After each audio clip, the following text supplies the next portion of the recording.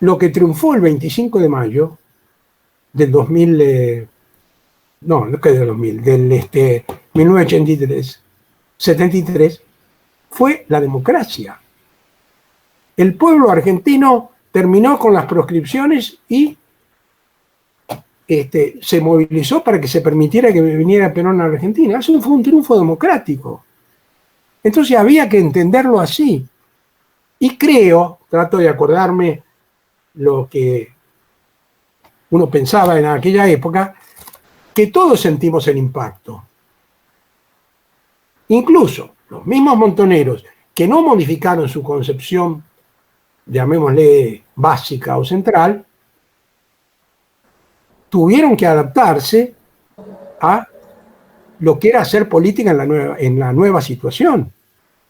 Y hubo algunas iniciativas muy interesantes.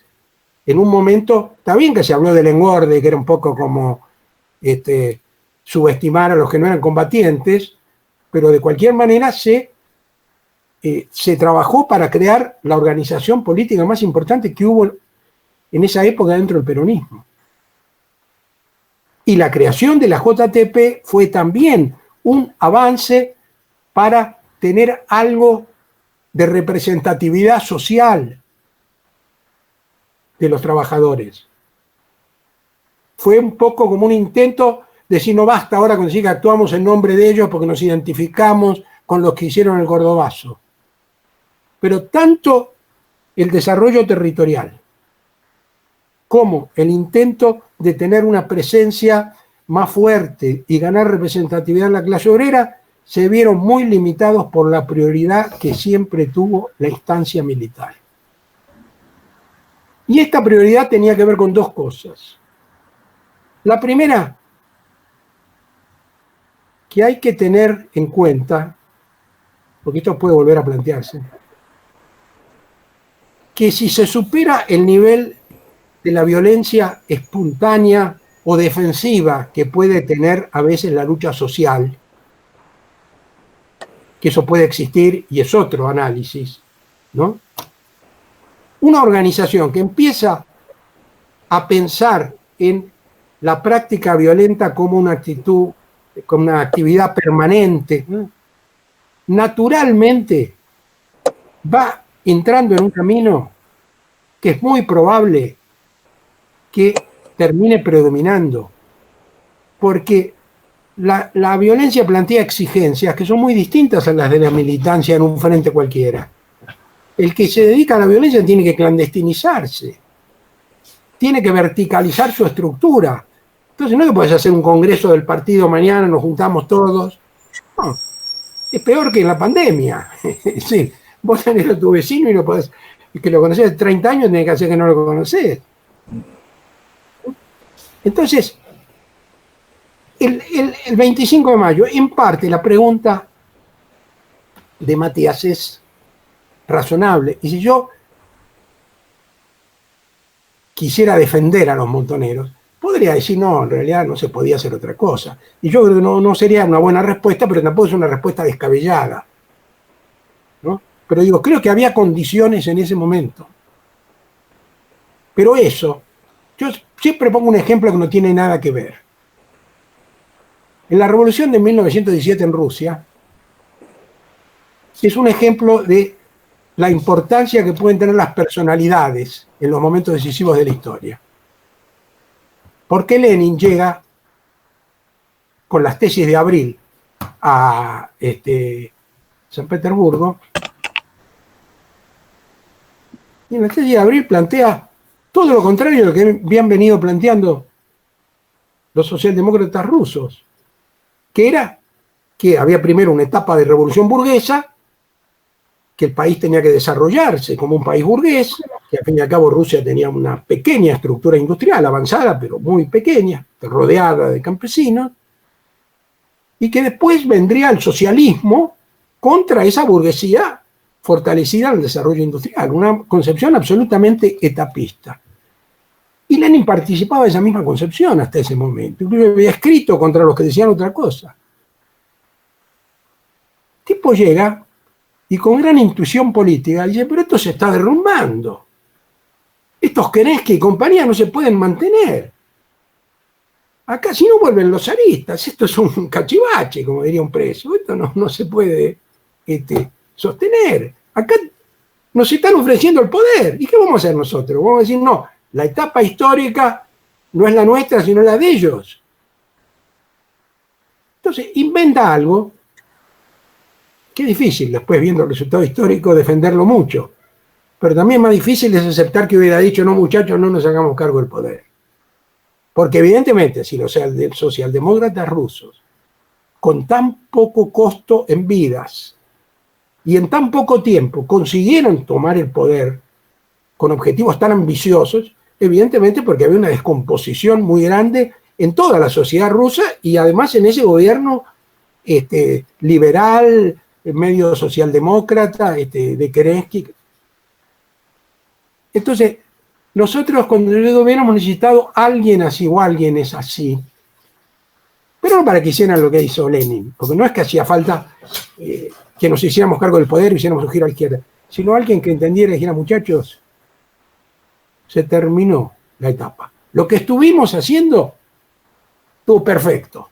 Había que llegar a la democracia, había que llegar a la posibilidad de participación política. Ahora se viene la política. Puede ser que en el horizonte haya un enfrentamiento armado, no digamos que no. No dejemos de estar preparados para eso, pero la prioridad absoluta es la política.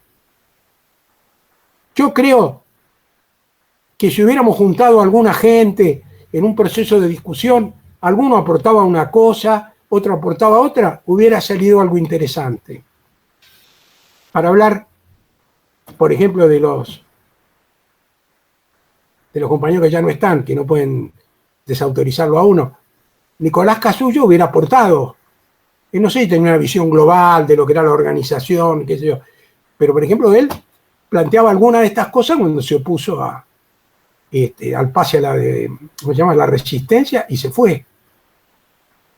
Entonces, uno planteaba la cuestión de Perón, otro planteaba el tema de la participación en la vida política, otro planteaba la importancia de la discusión interna, otro planteaba los límites de que la limitación, digamos así, el militarismo terminaba tragándose la política, pero todo eso no se pudo hacer. Y la mejor demostración de que no se pudo hacer, y esa es la tragedia, es que Walsh, ¿por qué planteó esto? Esto también creo que lo dije alguna vez acá en Rosario. ¿Por qué planteó esto en el año 76?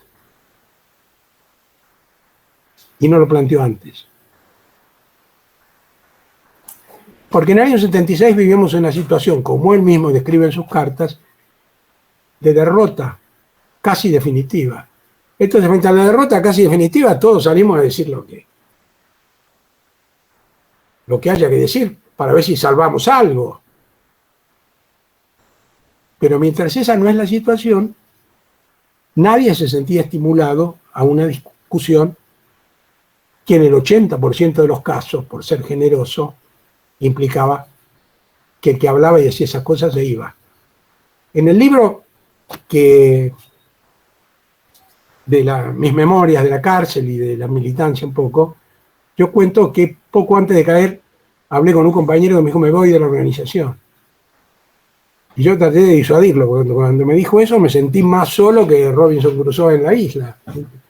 Le digo, ¿cómo? Si los que tenemos alguna posibilidad todavía de influir en alguna cosita, aunque sea. Me dijo, no, hermano, estamos muy lejos de la dirección nosotros y estamos muy lejos. Y a mí ya me resulta hasta imposible seguir. Bueno.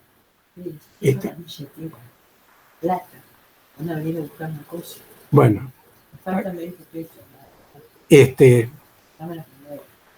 No tengo nada. No, tuve una interrupción doméstica, discúlpenme, pero son las consecuencias. Entre las ventajas del teletrabajo también están estos inconvenientes. Bueno, creo que más o menos contesté la pregunta, ¿no? Bueno, en relación con esto. Gracias, Eduardo. Bueno, compañeros y compañeras, vamos cerrando. Muchas gracias a todos los que estuvieron, los que se fueron un poquito antes. Gracias por sumarse, participar, opinar, preguntar.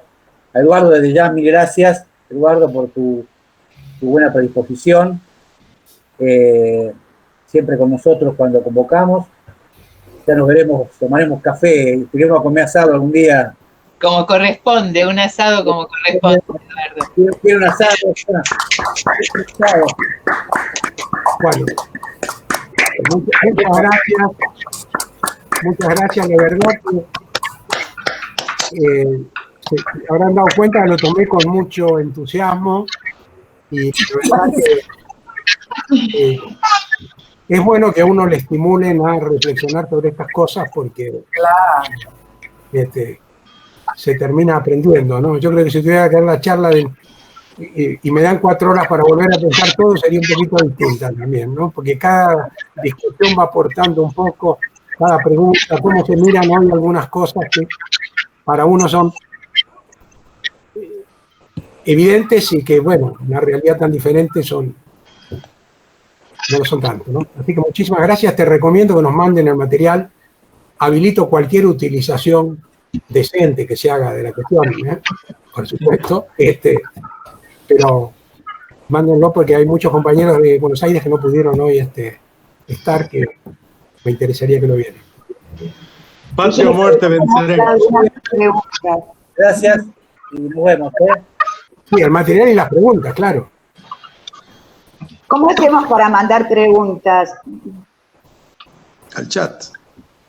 Bien, ok.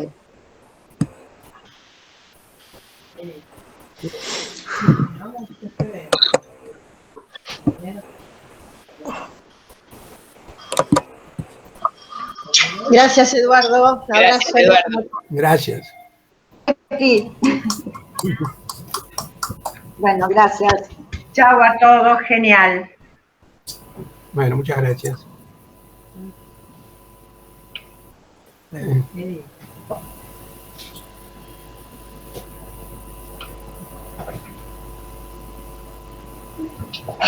¡Viva la patria! ¡Viva la patria! Viva. ¡Viva, viva! Parece que no nos queremos ir. No, Parece que no me gustaría nos queremos ir. tener el tiempo para cantar el himno nacional, No. pero ya no es posible. No, porque habría que pararse. Así es. Eduardo, un abrazo y nos vemos, Eduardo. Un beso a Lila. Bueno, después hablamos, Juan. Dale, buenísimo. Gracias por todo. Gracias, Juan. Gracias, Juan. Gracias. Gracias a